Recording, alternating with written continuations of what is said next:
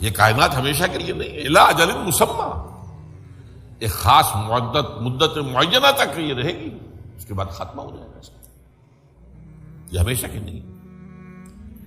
تو big bang سے جو ایک نظریہ شروع ہوا کہ شروع میں کیا تھا، ذرات تھے، بہت چھوٹے بہت چھوٹے بہت چھوٹے بہت چھوٹے، فوٹونز، ان میں حرارت اتنی تھی، ٹریلینز ڈگری آف فارنہائٹ یا سینٹی گریڈ جو چاہیں کہیں، and they were running away from each other. یہ تھی first stage of the creation of this material world.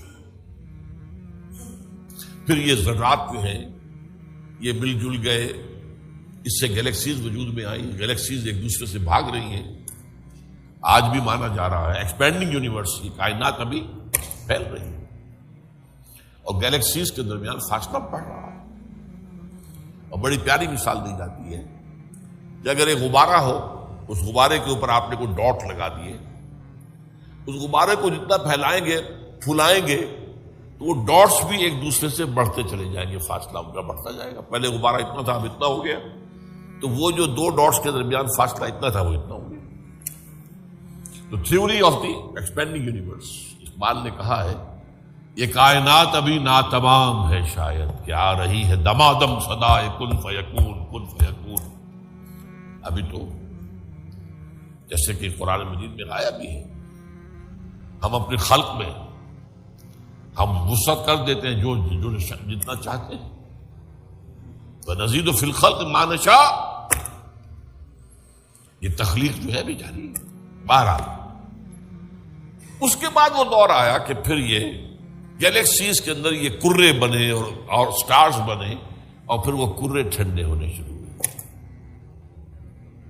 انہی میں سے ایک کرہ ہمارا یہ زمین ہے۔ یہ آگ کا کرہ تھا، آگ کا جیسے سورج ہے، لیکن ٹھنڈا ہوا، ٹھنڈے ہونے سے یہ سکڑا، تو اس پر اونچائیاں اور نیچائیاں پیدا ہوئی۔ اس میں سے جو بخارات نکلے انہوں نے جا کے ایٹماسفیئر کی شکل اختیار کی۔ اس ایٹماسفیئر کے اندر پھر گیسز کے باہمی انٹریکشن سے پانی پیدا ہوا، اور ہزارہا برس تک پانی برستا رہا، پانی برستا رہا، پانی برستا رہا، جس سے سمندر وجود میں آیا۔